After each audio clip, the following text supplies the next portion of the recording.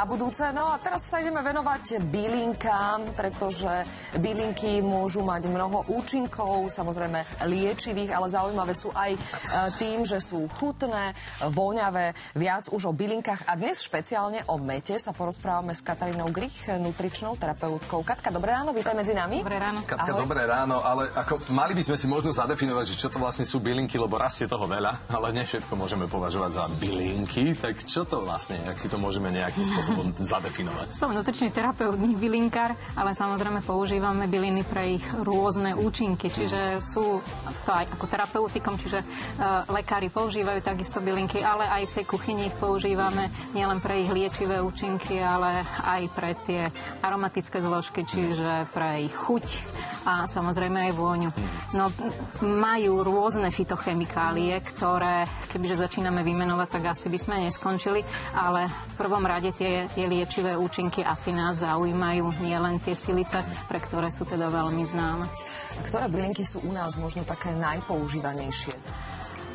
Zovšeobecňovať nechcem, ale z mojej praxe, čiže z tej pozície toho poradenstva sa stretávam s tým, že teda najviac ľudia poznajú tie kuchynské, tie polievkové, čiže petržlenová vňaťka, notoricky známa, ligurček. No ale aj také už tie liečivé ako rozmarín, šalvia, oregano, tymián, no a v neposlednej rade aj tá meta, ktorá je obľúbená práve pre ten je mentol. Čím je mentol výnimočný?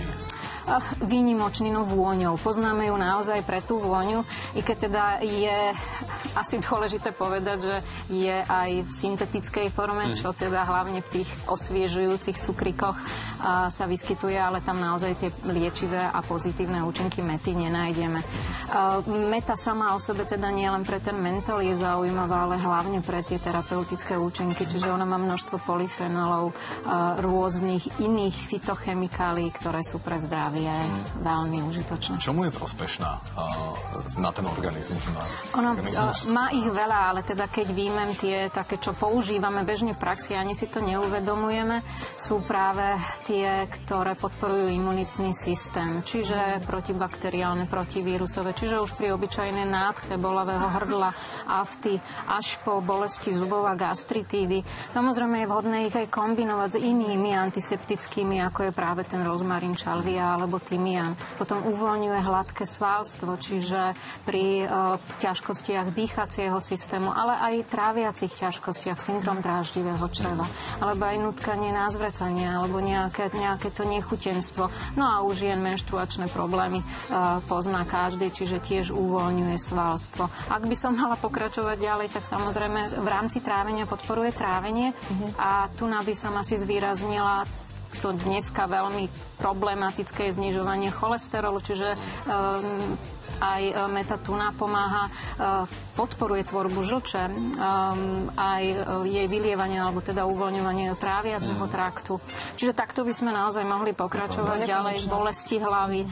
Tiež rád v kombinácii s inými bylinami ako valeriána. Na budúce, keď uvidím metu v mochyte, tak budem si ju oveľa viac vážiť po tom všetkom, čo som sa tu dnes dozvedela, ale v akej forme ju možno konzumovať, ako sa pripravuje, ako ju treba užívať? No ono samozrejme, že pre terapeutické účinky potrebujeme koncentráty a to už je ten pepermintový olej a na ten musíme dávať trošku pozor, ale tá bežná konzumácia je v čajoch, vo výluhoch. Rada by som upozornila aj na to, že v dnešnej dobe sa hodne používajú rôzne šťavy, či už zeleninové a ovocné, čiže metu môžeme aj tu nájsť a kombinácia jablčka s metom je úplne, poviem, geniálna, pretože sú to dve veľmi prospešné ingrediencie. My sme doposiaľ hovorili o tom, aká je meta prospešná, ale predsa len je skupina obyvateľstva, ktorá by si mala z akéhokoľvek dôvodu dávať na metu pozor? Určite. Je dobre, je aj zle, čiže v tom extrémne veľkom množstve, koncentrovanom množstve určite na ňu treba dávať pozor, ale v tom bežnom konzume čajov naozaj neuškodí.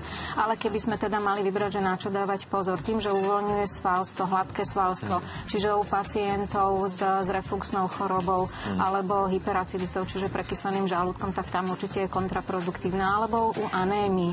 Ale u anémii znižuje vstrebateľné železo nie len meta, ale aj iné čaje, kde sú priesloviny, čiže aj káva.